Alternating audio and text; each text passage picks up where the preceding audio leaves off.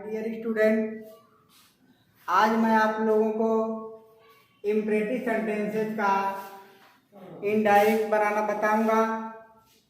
और imperative sentences के जो इनडायरेक्ट होते हैं उसको बनाने के लिए जो सामान्य नियम है उसको ध्यान देंगे। देखिए, यदि रिपोर्टेड स्पीच में आप देखिए inspector said to him call the witness, और यदि ये जो रिपोर्टेड स्पीच में इम्परेटिव सेंटेंस का प्रयोग हो तो उसके अर्थ तथा भाव के अनुसार रिपोर्टिंग वर्ब सेड को बदल देते हैं।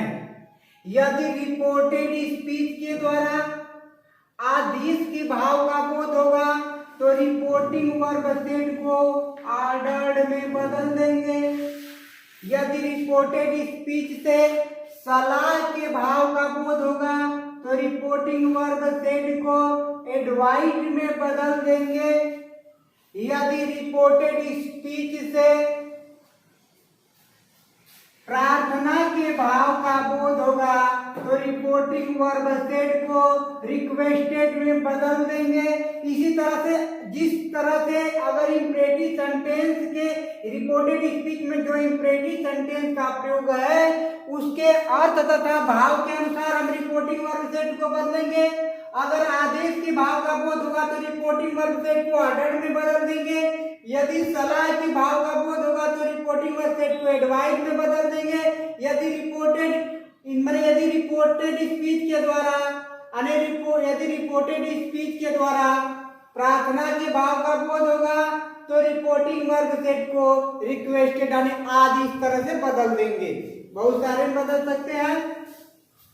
और इसको बनाते समय और क्या करेंगे, देखिए इसमें बनाते समय इसका पहला रूल तो यही अभी बताया गया। दूसरा रूल यह होगा कि जब हम कामा इन्वर्टेड कामा हटाएंगे तो अब यहाँ पर दैट इफ या वेदर का प्रयोग नहीं करेंगे, बल्कि अब यहाँ पर हम टू का प्रयोग करेंगे। टू यानी कामा इन्वर्टेड कामा हटा करके हम टू का प्रयोग करेंगे, न कि दैट इफ या वेदर का। यदि रिपोर्टेड स्पीच में संबोधन के रूप में किसी नाउन का प्रयोग हो, यदि रिपोर्टेड, देखिए यहाँ पर the doctor said Mohan walk in the morning, यानी डॉक्टर कहा Mohan walk in the morning, संबोधन किसको किया गया, मोहन को। तो यदि रिपोर्टेड स्पीच में संबोधन के रूप में किसी नाउन का प्रयोग हो तो उसे रिपोर्टिंग वर्ब का ऑब्जेक्ट बना लेते हैं। और दूसरा नोट में इसको जानिए, चाहे इम्परेटिव सेंटेंस में जब इनडायरेक्ट बनाते हैं तो चाहे रिपोर्टिंग वर्ब का ऑब्जेक्ट रहे और चाहे न रहे, लेकिन हम इनडायरेक्ट बनाते समय रिपोर्टिंग वर्ब का ऑब्जेक्ट बना लेते हैं। आपको बताया गया था कि क्या बनाएंगे, या तो फर्स्ट पर्सन या तो थर्ड पर्सन बताया गया था। यदि रिपोर्टेड स्पीच में प्लीज, काइंडली, सर, मैडम, अगर मैडम का भी प्रयोग हो तो इनको क्या करते हैं, हटा देते हैं। इनको हटा देते हैं तथा इनके अर्थ के अनुसार रिपोर्टिंग वर्ब सेड को बदल देते हैं। और अगर देखिए कहा गया कि प्लीज, काइंडली, सर, मैडम रहते थे, इनको हटा देते हैं। लेकिन ये ध्यान ये रखिएगा कि अगर प्लीज, काइंडली, सर, मैडम होते तो इनको हटा देते हैं। अब प्लीज काइंडली हटाते हैं तो कोई बात नहीं, लेकिन सर मैडम हटाते हैं तो उसको जो है उसके बदले हम रिस्पेक्टफुली शब्द का प्रयोग कर लेते हैं। रिस्पेक्टफुली का प्रयोग कर लेते हैं ताकि अर्थ स्पष्ट हो जाए। तो देखिए आप, और जो भी प्रोनाउन में परिवर्तन है उस सारे जो है पिछले नियम के अनुसार होगा। निकटता सूचक शब्द में परिवर्तन और सामान्य नियम होगा पिछले नियम के अनुसार चेंज हो जाएगा। तो आपको बता दिया गया कि यदि रिपोर्टेड स्पीच में इम्परेटिव सेंटेंस का प्रयोग हो तो उसके अर्थ तथा भाव के अनुसार रिपोर्टिंग वर्ब को बदल देते हैं। यदि आदेश के भाव का बोध होगा रिपोर्टिंग वर्ब सेड को ऑर्डर में, यदि सलाह के भाव का बोध होगा तो रिपोर्टिंग वर्ब सेड को एडवाइस में, यदि प्रार्थना के भाव का बोध होगा तो रिपोर्टिंग वर्ब को रिक्वेस्टेड में आदि में इस तरह से बदल देते हैं। और यदि रिपोर्टेड स्पीच में संबोधन के रूप में किसी नाम का प्रयोग होता है तो उसे रिपोर्टिंग वर्ब का ऑब्जेक्ट बना लेते हैं। चाहे रिपोर्टिंग वर्ब का ऑब्जेक्ट रहे या चाहे न रहे, यहाँ पर ऑब्जेक्ट रख लेते हैं। यदि रिपोर्टेड स्पीच में प्लीज काइंडली सर मैडम का प्रयोग होता है तो उसे हटा देते हैं, प्लीज काइंडली को हटाते हैं, कोई बात नहीं, उसके अनुसार रिपोर्टिंग वर्ब सेट को बदल देते हैं। लेकिन अगर सर मैडम को हटाएंगे तो सर मैडम के स्थान पर हम रिस्पेक्टफुली शब्द का प्रयोग करेंगे। जैसे देखिए पहला sentence, the inspector said to him call the witness.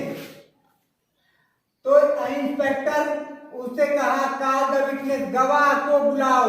तो किसका बोध हो रहा है? आदेश का। तो इस कंडीशन में हम इसको इंस्पेक्टर ऑर्डर्ड सेड टू को हम ऑर्डर्ड में बदल लेंगे हिम। इसको दैट इज वेदर का प्रयोग नहीं करेंगे, यहां पर टू का प्रयोग करेंगे।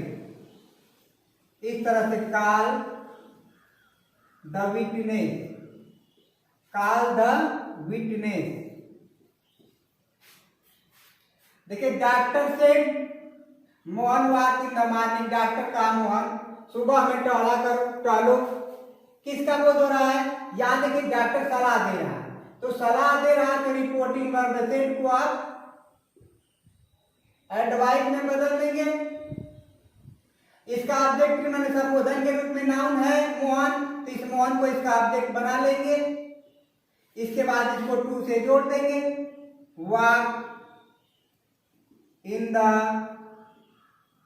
मॉर्निंग। देखिए डॉक्टर तिवारी से, डॉक्टर तिवारी कहे टेक मेडिसिन इन टाइम, समय से दवा लो। तो इसमें भी सलाह हो रहा है परंतु इसका ऑब्जेक्ट नहीं है। तो आपको बताया गया यदि रिपोर्टिंग वर्ब का ऑब्जेक्ट रहे या चाहे न रहे, इंपरेटिव सेंटेंस में हम ऑब्जेक्ट बना लेते हैं। जैसे देखिए डॉक्टर तिवारी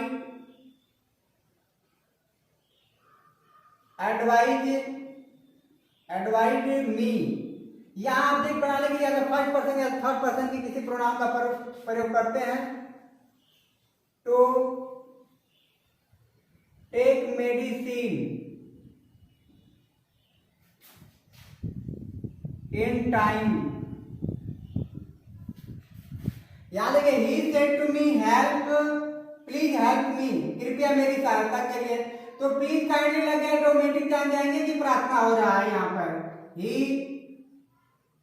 रिक्वेस्टेड मी, अब प्लीज हटा देंगे, यहाँ पर टू से जोड़ देंगे क्योंकि प्लीज काइंडली सब हटा देना है। प्लीज काइंडली हटाने के बाद इसके अर्थ के अनुसार रिपोर्टिंग वर्ब सेड को हम बदल देते हैं। तो यहाँ पर प्रार्थना के भाव का बोध हो रहा है इसलिए रिक्वेस्टेड में कर दिया गया हेल्प। अब देखिए अब फर्स्ट पर्सन का भी है तो फर्स्ट पर्सन सब्जेक्ट के अनुसार बदलता है। तो यहाँ पर सब्जेक्ट ही है तो ही के अनुसार यहाँ पर हिम हो जाएगा। देखिए he said to the teacher sir kindly help me, मतलब उसने अध्यापक से कहा सर श्रीमान काइंडली हेल्प मी, कृपया मेरी सहायता करिए या कीजिए। तो यहाँ देखिए जो काइंडली से पता चल रहा है यानी यहाँ पर जब कोई छोटा किसी बड़ा से कुछ कहेगा तो वहां प्रार्थना ही होगा। अगर कोई बड़ा कोई छोटा से कहता है तो वहां सलाह होता है। तो यहाँ देखिए उसने अध्यापक से कहा कि सर काइंडली हेल्प मी, तो यहाँ पर भी रिक्वेस्ट हो रहा है तो यहाँ पर हो जाएगा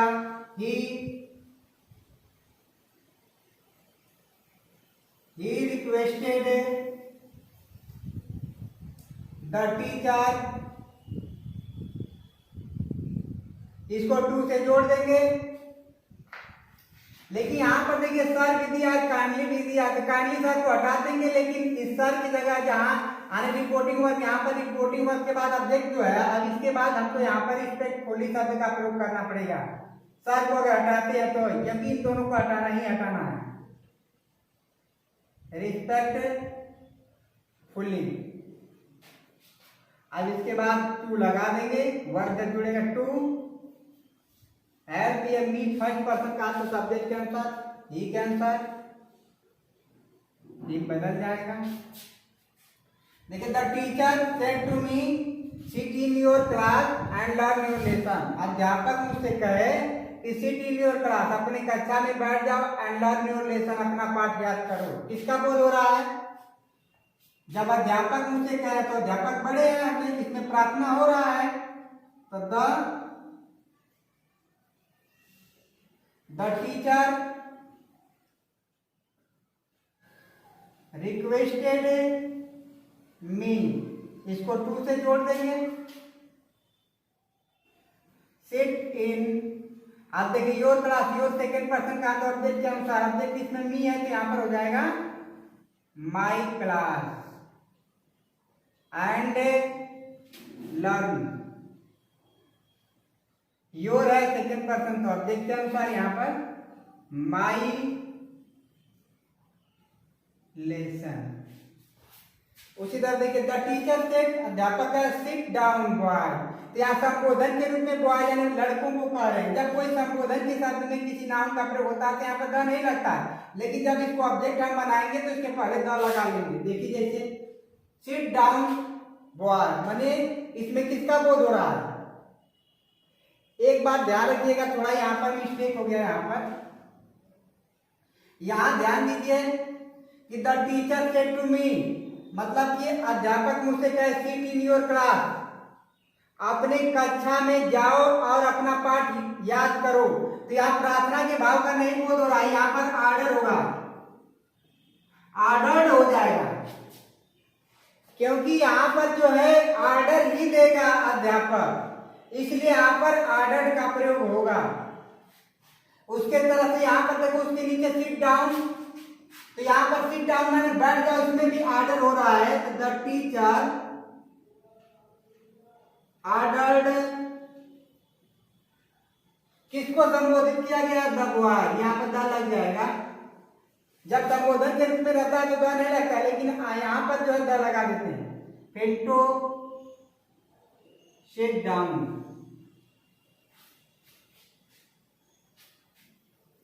इस तरह से